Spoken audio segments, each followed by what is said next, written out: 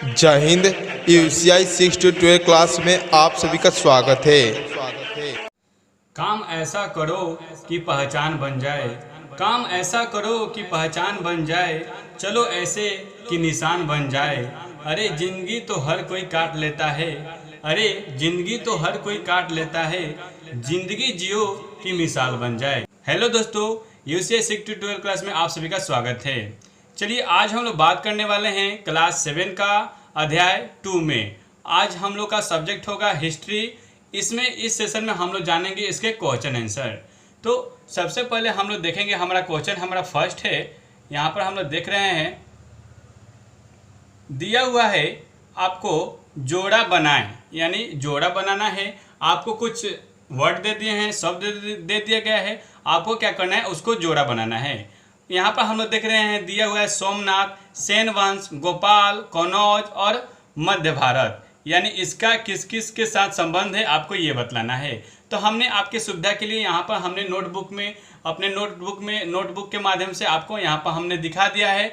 आप चाहें तो यहाँ से आप स्क्रीनशॉट लेकर आप अपने नोटबुक में नोट डाउन कर सकते हैं। ठीक है, तो यहाँ पर आपका सोमनाथ का संबंध गुजरात से हो जाएगा, क्योंकि सोमनाथ जो मंदिर है वह गुजरात में अवस्थित है। तो यहाँ से आप क्या आंसर कर लीजिएगा बाबू, गुजरात आप यहाँ पर आंसर कर लीजिएगा। उसके बाद से सेन वंश का संबंध पूछ रहा है कि सेन वंश का संबंध कहाँ से था, किस राज्य से था, किस प्रांत से था। तो यहाँ पर आपका हो जाएगा बिहार। ठीक है, हमने बिहार को यहाँ से आपको मिला दिया है। उसके बाद से दिया हुआ है गोपाल। तो गोपाल आप जानते हैं, हम जानते हैं, सभी जानते हैं कि ये गोपाल जो था वह पाल वंश का संस्थापक था। यानी गोपाल कौन था बाबू, पाल वंश का संस्थापक था, जो लोगों द्वारा चयनित शासक था। क्या था, यानी उसको शासक बनाने में किसका सहयोग था, लोगों का सहयोग था। तो यहाँ पर हमने उसको डिनोट कर दिया है। उसके बाद से हम लोग देख रहे हैं कि कनौज। तो कनौज का किससे संबंध है, यह त्रिपक्षीय संघर्ष से संबंध है। इसके पहले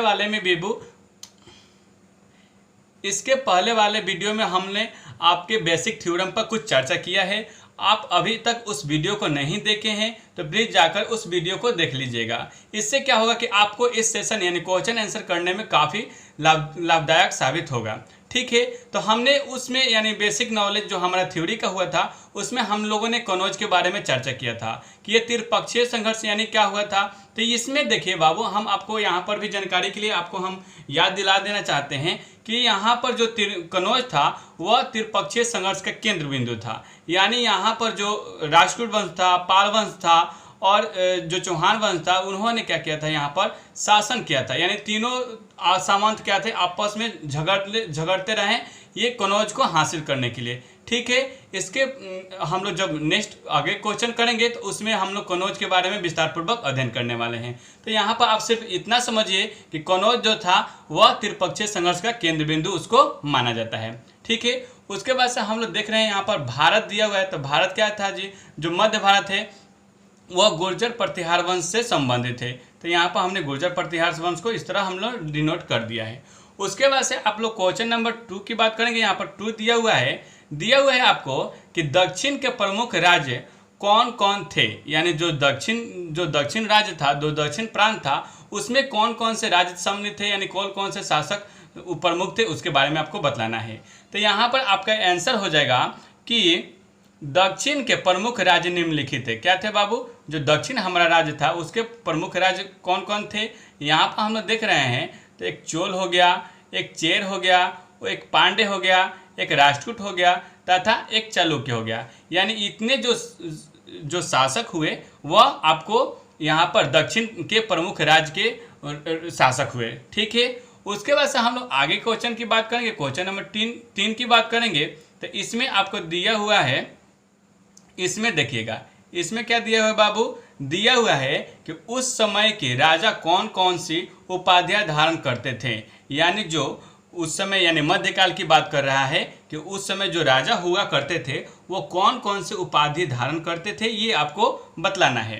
तो इसका आंसर लिखिएगा बाबू कि उस समय के राजा अनेक और बड़ी बड़ी उपाधियां धारण करते थे। यहाँ पर बड़ी लिखा गया है। ठीक है, आप अपने कॉपी में नोटबुक में नोट डाउन करिएगा तो अच्छा से कर लीजिएगा। यहाँ पर बड़ी बड़ी उपाधियां धारण करते थे जो उनके द्वारा विजित राजा, यानी जो उनके द्वारा जो विजित राजा थे, यानी जो दूसरे राजा को जीत लेते थे, उनके अधीनता स्वीकार करते हुए देते थे।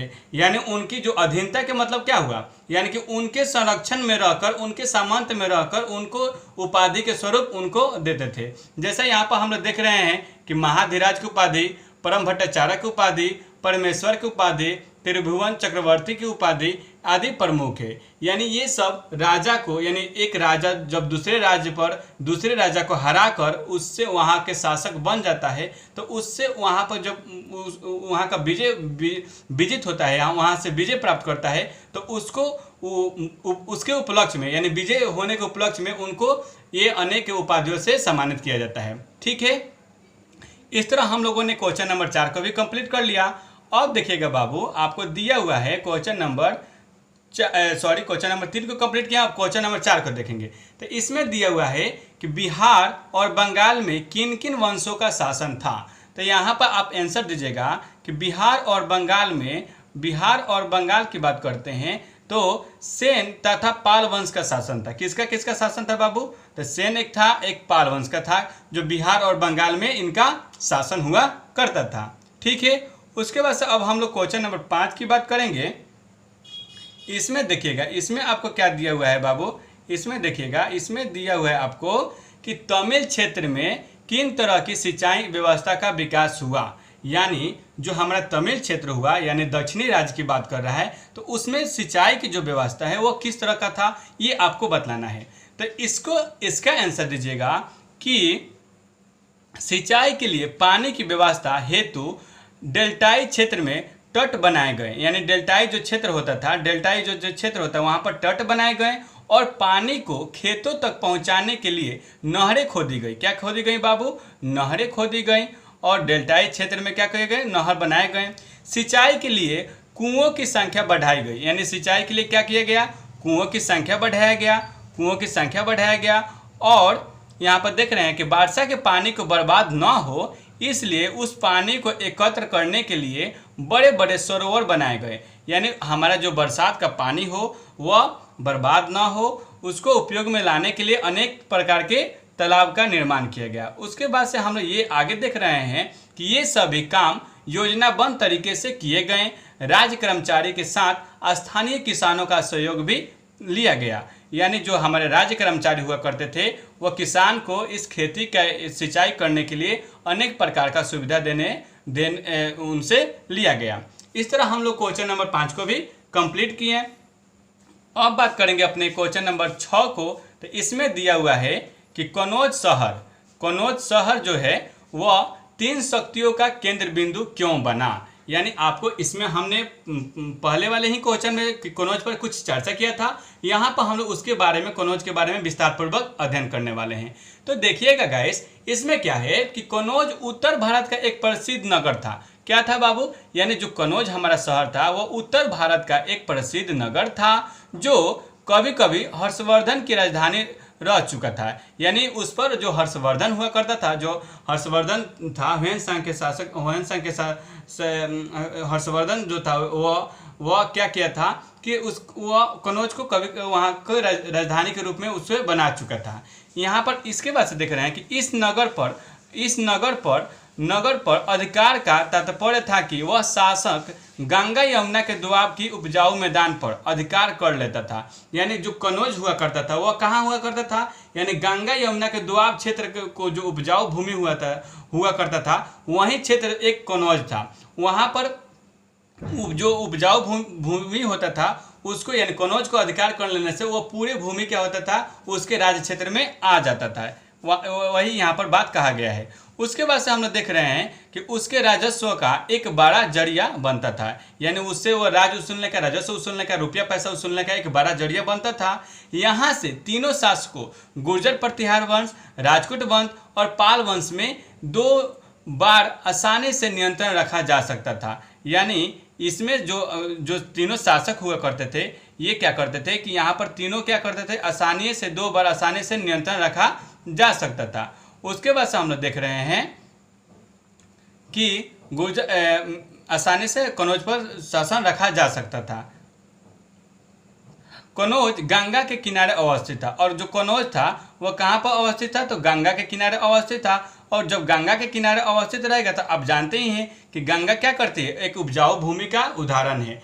और यहाँ पर हम लोग अंत में देख रहे हैं कि अंततः वहाँ से अधिक व्यापारिक यानी वहाँ से अधिक व्यापारिक कर वसूले जाने की उपलब्धता थी। यानी जब वो तटीय क्षेत्र हुआ करता था और वहाँ से क्या हुआ था कि एक जगह से दूसरी जगह माल ढोया जाता था, जिससे वहाँ पर कर वसूलने का काम किया जाता था। उसके बाद से देख रहे हैं कि कनौज गंगा के किनारे अवस्थित होने के कारण नदी मार्ग से होने वाले व्यापार की दृष्टि से बहुत उत्तर तथा पूर्वी भारत के महत्वपूर्ण कड़ी का काम करता था। यानी उत्तर और पूर्वी के जो व्यापार का केंद्र बिंदु था यह बीच में होने के कारण, यह मिडिल यानी बीच में होने के कारण यह महत्वपूर्ण भूमिका निभाता था। इन्हीं कारणों से कनौज गुर्जर प्रतिहार, राजपूत और पाल तीनों का केंद्र बिंदु बन गया था। यानी इन्हीं कारणों के कारण यानी यह क्या था, राजधानी के रूप में ये तीनों के केंद्र बिंदु बन गया था। ये तीनों शक्तियां लड़ते लड़ते परास्त हो गई और तीनों का राज्य समाप्त हो गया। यानी ये कनौज को हासिल करने के लिए तीनों शक्तियां क्या करते रह गई, अपने में लड़ते रह गई। और लड़ते लड़ते इतना भी इसको पता यानी इन लोगों को पता नहीं चला कि ये अपना शक्ति एकदम परास्त हो गया। यानी ये अब शक्तिहीन हो चुके थे, क्योंकि इनका सैनिक भी खत्म हो चुका था। इनके पास जो धन दौलत रुपया पैसा था वह लड़ाई में ही खर्चा हो चुका था। अब इनका पास कुछ नहीं था। तो इस तरह इन लोगों का जो कनौज के अधिकार करने की स्वप्न था वह धीरे धीरे समाप्त होने लगा और इस तरह ये परास्त हो गए। यानी इनका राज्य क्या हो गया, समाप्त हो गया। उसके बाद से हम लोग नेक्स्ट क्वेश्चन की बात करेंगे। देख रहे हैं यहाँ पर अपने क्वेश्चन नंबर 7 में दिया हुआ है आपको कि महमूद गजनवी अपनी विजय अभियान में क्यों सफल रहा। यानी जो महमूद गजनवी था वह गौड़ वंश का जो शासक हुआ करता था, यानी वह प्रसिद्ध राजा हुआ करता था। तो उन्होंने अपने उसका अभियान क्यों असफल यानी सफल रहा उसके बारे में बतलाना है। तो महमूद गजनवी के अनेक विजय अभियान में सफल होने का प्रमुख कारण था। यानी जो महमूद गजनवी था उनका जो अभियान हुआ वह किस प्रकार सफल हुआ उसके बारे में हम लोग यहाँ पर चर्चा करने वाले हैं। तो यहाँ पर देखिएगा फ्रेंड्स, यहाँ पर आपको दिया हुआ है कि महमूद गजनवी के अपने विजय अभियान में सफल होने का प्रमुख कारण था कि तत्कालीन समय में उत्तर भारत के छोटे छोटे राज्यों में विभक्त था। यानी उत्तर भारत जो हमारा राज्य हुआ करता था वो छोटे छोटे राज्य में विभक्त था और केंद्र बिंदु तथा सत्ता नाम की कोई चीज नहीं थी। यानी उसका कोई ना ही राज्य था और ना ही कोई केंद्र बिंदु राजधानी हुआ करती थी। ठीक है, उसके वजह से हम लोग देख रहे हैं कि राजनीतिक अस्थिरता यानी राजनीतिक अस्थिरता की स्थिति थी। यानी उसमें कोई राजनीतिक व्यवस्था नहीं थी। ये छोटे छोटे राज्य अपने प्रभुत्व के स्थापना के लिए हमेशा संघर्ष करते रहते थे। यानी जो भी छोटे छोटे उत्तर भारत में राज्य हुआ करते थे वो अपने राज्य को स्थापना करने के लिए हमेशा इधर उधर यानी दूसरे प्रांत से वो क्या करते थे, संघर्ष करते रहते थे। उसके बाद से हम लोग आगे देखेंगे, इसमें दिया हुआ है कि हमेशा संघर्ष करने में लगे रहने के कारण शासकों का ध्यान अपने सामंतों से हट गया। यानी जो उत्तर भारत के राज्य थे वो छोटे छोटे प्रांत के जो शासक हुआ करते थे वो हमेशा अपने संघर्षों के कारण उनका ध्यान क्या हो गया, सामंतों से हट गया। तो सामंतों से हट गया तो सामंतों ने अवसर का लाभ उठाकर अपने को स्वतंत्र कर लिया। इनमें कोई भी राज्य इतना शक्तिशाली नहीं रह गया था कि वह इन्हें एक रहकर नेतृत्व प्रदान कर सके। इन राज्यों में बाहरी आक्रमणकारियों का मिलकर सामना करने की भावना नहीं के बराबर थी। यानी जो राज्य हुआ करते थे उत्तर भारत में तो इनमें इतना सा शक्ति नहीं था कि ये एकजुट होकर क्या करे बाबू, ये एकजुट होकर ये अपना राज्य चला सके। यानी अपना राज्य क्या कर सकते, दूसरे राज्य को हराकर वो अपने राज्य स्थापित कर सके। इसमें इतना भी नहीं समर्थ था, यानी शक्ति का कोई समर्थ उतना नहीं था। उसके बाद से हम लोग देख रहे हैं कि अपनी रक्षा नहीं कर सकते थे और महमूद गजनवी अपने विजय अभियान में सफल रहा। और महमूद गजनवी ने क्या किया कि इन्हीं कारणों से इन्होंने देखा कि अरे ये जब उत्तर भारत के जो राज्य है वो बहुत ही क्या हो चुका है, कमजोर हो चुका है। तो चलो अब हम क्यों ना अपने आक्रमण कर ये उत्तर भारत को अपने राज्य में मिला लिया जाए, जीत लिया जाए। तो इन्होंने क्या किया कि उत्तर भारत में आक्रमण कर उन छोटे छोटे राज्यों को अपने राज्य में मिला लिया। इसी कारण वह सफल रहा। ठीक है, उसके बाद से हम लोग नेक्स्ट क्वेश्चन की बात करेंगे।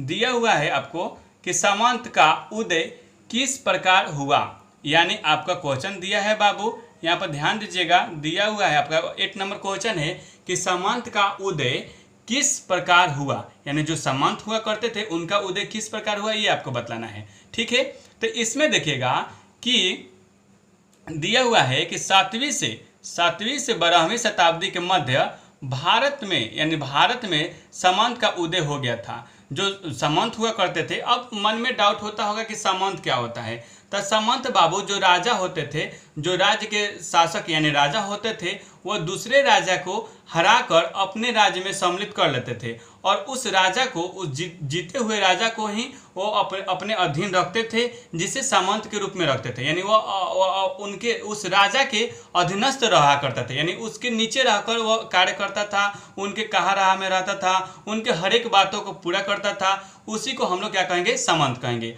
यानी जो राजा होते थे वह दूसरे राज्य पर आक्रमण कर उस राजा को हराकर अपने राज्य में मिला लेते थे और उस राजा को जो शक्ति हुआ करती थी वो अपने में मिला लेते थे, और जो राजा हारा हुआ होता था उनको अपने सामंत के रूप में अपने अधीनस्थ रखते थे। ठीक है, तो यहाँ पर आपको सामंत के बारे में भी क्लियर हो गया होगा। चलिए अब हम लोग अपने पॉइंट पाते हैं। तो यहाँ पर हम लोग देख रहे हैं कि प्राचीन काल यानी प्राचीन समय में जब कोई राजा युद्ध में हार जाता था, यानी जो प्राचीन समय में जो राजा होता था युद्ध में हार जाता था, तो राज्य को विजयी राजा यानी जो राज्य जो होता था वह विजयी राजा अपने राज्य में मिला लेता था। लेकिन लगभग 1000 ईस्वी के करीब युद्ध में हारे हुए राजा के आमतौर पर अपने राज्य वापस मिल जाता था। यानी ये 1000 ईस्वी में ये भी देखा गया है कि जो राजा हारे हुए राजा होते थे उनको छूट दे दिया जाता था कि जाइए अब अपना राज संभालिए।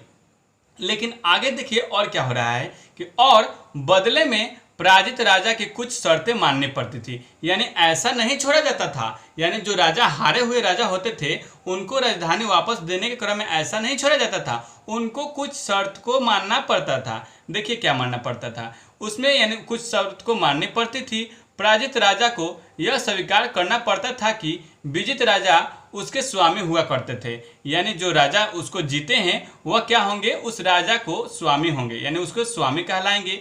उसके बाद से देखेंगे यहाँ पर कि राजा उसका स्वामी और वह स्वामी का सेवक होगा, यानी राजा उसके स्वामी होंगे और वह स्वामी का क्या होगा, सेवक होगा।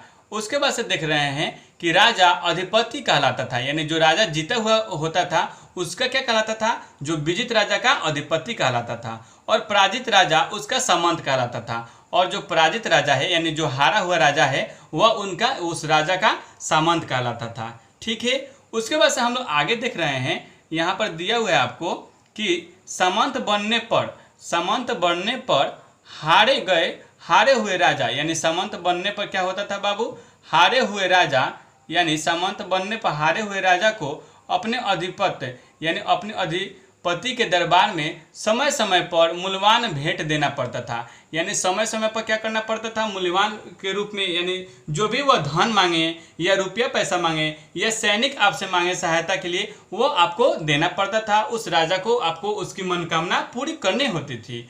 उसके बाद से हम लोग देख रहे हैं कि हाजिरी भी लगाना होता था, यानी वो दरबार में जब भी बुला दे राजा तो आपको उस समय हाजिरी लगाना होता था, तथा समय समय पर सेना की सहायता के लिए अपना सेना भेजना पड़ता था। यानी अगर वह राजा कह दें कि एक काम कीजिए, आप अपना सेना मेरे पास भेज दीजिए, तो वहाँ पर क्या करना पड़ता था, वह अपना सेना को उस राजा के संरक्षण के लिए, सहायता के लिए आपको वहाँ पर भेजना पड़ता था अपना सेना को। ठीक है, उसके बाद से हम लोग आगे क्वेश्चन की बात करेंगे। दिया हुआ है आपका क्वेश्चन नंबर 9 है, यहाँ पर बाबू आपका क्वेश्चन नंबर 9 है। ठीक है, क्वेश्चन नंबर हम लोग 9 की बात कर रहे हैं, सॉरी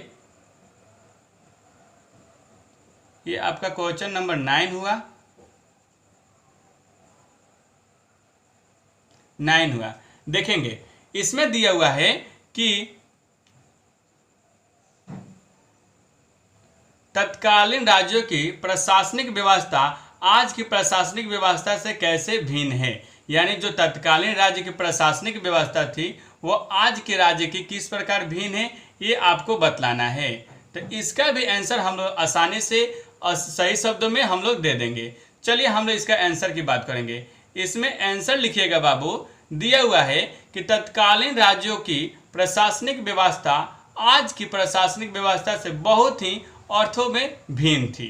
यानी आज की जो प्रशासनिक व्यवस्था और पहले की जो प्रशासनिक व्यवस्था की देखी जाए, बात की जाए तो बहुत ही भिन्न है। ठीक है, आज लोकतांत्रिक व्यवस्था है, यानी आज जो हम लोग बात कर रहे हैं, आज जो कानून व्यवस्था है वो लोकतांत्रिक व्यवस्था है, जबकि उस समय राजतंत्र हुआ करता था। यानी उस समय क्या हुआ करता था बाबू? राजतंत्र हुआ करता था। उस समय के राज्य की मर्जी की से ही विभिन्न विभागों का अधिकारी नियुक्त किए जाते थे। यानी उस समय के जो राजा होते थे वो अपने मर्जी से विभिन्न पद पर अधिकारी नियुक्त करते थे। उसके बाद से देखते हैं कि जबकि आज विभिन्न प्रशासनिक विभागों के अधिकारी बनने के लिए उन्हें कठिन सिविल सेवा की परीक्षाओं में सफल से गुजरना पड़ता है। यानी वह क्या, अगर इस पद पर आने चाहते हैं या इस पद की गरिमा को प्राप्त करना चाहते हैं तो उनको विभिन्न प्रकार के परीक्षा से उनको सफल होना पड़ता है। उसके बाद से हम लोग देख रहे हैं कि तत्कालीन केंद्रीय शासन के से संबंध अनेक पदाधिकारियों का उल्लेख मिलता है। यानी विदेश विभाग के प्रधान को संधि विग्रह कहा जाता था, जबकि आज के केंद्रीय सरकार में खास तौर से विदेशी विभाग है। इस विभाग में भी मुख्य सचिव के अंतर्गत अधिकारी एवं कर्मचारी का एक समूह काम करता था। आयकर राजस्व विभाग का ही अंग होता था। यानी उस समय हम लोग देखते थे कि जो आयकर अधिकारी होते थे वह क्या होते थे? राजस्व अधिकारी के रूप में ही चयनित किए जाते थे। ठीक है, उसके बाद से हम लोग आगे की बात करेंगे। दिया हुआ है आपको कि उस समय महादंड नायक हुआ करता था। यानी क्या हुआ करता था बाबू? उस समय जो दंड देने की कार्य, जो दंड दिया जाता था, यानी कोई आप जुल्म कर दिए या आप उस नियम कानून को नहीं मान रहे हैं तो उसके लिए एक महादंड नायक हुआ करता था। यानी दंड देने का या कोई जुल्म का सजा देने का एक महादंड नायक हुआ करता था। यानी यहाँ पर हम लोग देख रहे हैं कि उस समय में एक महादंड नायक हुआ करता था जो पुलिस विभाग का प्रधान होता था। यानी वो क्या होता था बाबू? पुलिस विभाग का प्रधान होता था। लेकिन आज दंड देने के लिए न्यायपालिका अलग है। यानी आज के हम लोग आज परिवेश की बात करें तो दंड देने के लिए क्या है जी? न्यायपालिका अलग व्यवस्था है, पुलिस विभाग अलग है। पुलिस विभाग की भी क्या है? अलग है। और यहाँ पर हम लोग देख रहे हैं कि पुलिस का काम दोषियों को पकड़ना है। सिर्फ पुलिस का क्या काम है बाबू? सिर्फ दोषियों को पकड़ना है। और इस प्रकार हम देखते हैं कि तत्कालीन राज्यों की प्रशासनिक व्यवस्था आज की प्रशासनिक व्यवस्था से कई अर्थों में भिन्न थी। यानी कई अर्थों में देखने को क्या मिल रहा है जी? भिन्न है। ठीक है, इस तरह हम लोग क्वेश्चन नंबर 9 को भी कंप्लीट कर लिए। अब हम लोग बात करेंगे अपने क्वेश्चन नंबर 10 पर। तो इसमें दिया है, यानी इसमें दिया हुआ है आपको कि क्या आज भी हमारे समाज में सामंतवादी व्यवस्था के लक्षण दिखाई देते हैं। यानी जो हम लोग का सामंत की बात की जाए तो आज भी ये व्यवस्था हम लोग के समाज में देखने को मिलता है, ये आपको बतलाना है। ठीक है, तो इसका आंसर दीजिएगा कि यद्यपि सैद्धांतिक रूप से सामंतवाद खत्म हो चुका है, परंतु व्यवहारिक, यानी परंतु हम लोग देख रहे हैं कि व्यवहारिक रूप से सच्चाई यह है कि आज भी इस व्यवस्था के लक्षण हमारे समाज की दृष्टिगोचर होते हैं। यानी आज भी हम लोग को समाज में कुछ ना कुछ ये सामंत की जो व्यवस्था है वो हमें देखने को मिलता है।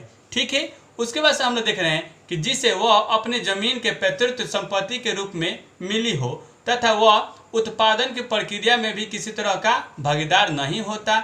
आज भी सामंत व्यवस्था में भी अधिक कर सामंती सा राजनीतिक बाहुबलियों का उदय है। यानी आज भी हम लोग देखते हैं कि जो राजनीतिक व्यवस्था है उसमें सामंतों का बोलबाला अधिक देखने को मिलता है। जैसे मान लीजिए कि चुनावी माहौल हो तो चुनावी माहौल में क्या होता है कि बहुत सारे वो अपने नीचे अधीनस्थ रहकर कर्मचारी को कार्य कराते हैं या अपने कहा राह में रहकर उनका आदर सत्कार करवाते हैं। तो ये सब थोड़ा पूरा नहीं बोल सकते हैं। यानी जो मध्यकाल की बात है तो मध्यकाल में क्या होता था कि वो राजा हमेशा के लिए उस राजा को जीत कर अपने अधीनस्थ रखते थे। यानी अपने अधीनस्थ का मतलब क्या हुआ? अपने नीचे रखते थे, अपने उससे यानी जितना जो आपके सहायक कार्य हुआ वो उनसे करवाते थे। लेकिन आज वो थोड़ा बहुत देखने को मिलता है। ये अधिकांश हम लोग को राजनीतिक क्षेत्र में देखने को मिलता है कि राजनीतिक क्षेत्र में क्या होता है कि वो बड़े नेता छोटे नेता से या छोटे छोटे मजदूर वर्ग या मिडिल वर्ग के लोग होते हैं उनसे क्या कराते हैं, वो अपने संबंध के अनुसार ही वो उससे अपने कहला रहला में रहकर उसके अपना अनुसार काम कराते हैं। तो ये सब ज़्यादा राजनीतिक माहौल में देखने को मिलता है। ठीक है, तो यहाँ पर हम लोग वही चर्चा कर रहे हैं। तो यहाँ पर हम लोग देख रहे हैं कि आज सामंती व्यवस्था से भी अधिक कर सामंतों यानी अधिक कर सामंतों का वसूला जाता है। जैसे राजनीतिक बाहुबलियों का उदय हो गया है, जिसका उत्पादन के विभिन्न साधनों पर एकाधिकार सा लगता है। इनका संबंध राजनीतिक दलों से है और सत्ता पर विशेष पकड़ बनाने के लिए है। यानी यहाँ पर क्लियर कर देना कि जो हमारा सामंत व्यवस्था है यह अधिकांश राजनीतिक क्षेत्रों में देखा जाता है और इनका व्यवस्था जो होता है वह कर वसूलने का काम होता है या सत्ता में कोई कार्य कराने का काम हो उससे वहाँ पर किया जाता है। ठीक है, तो इस तरह हम लोग क्वेश्चन के साथ साथ इससे रिलेटेड थोड़ा बहुत हम लोग इसके बेसिक नॉलेज बेसिक थ्योरी पर भी हम लोगों ने चर्चा किया। आप इस चैनल पर नए हैं या आप इस वीडियो को पहली बार देख रहे हैं तो प्लीज़ हमारे चैनल को सब्सक्राइब कीजिए, क्योंकि इस चैनल पर क्लास 6 से लेकर 12 तक सभी विषय को पढ़ाया जाता है। धन्यवाद दोस्तों, आपको हमारे साथ बने रहने के लिए और इस वीडियो को देखने के लिए। Thank you.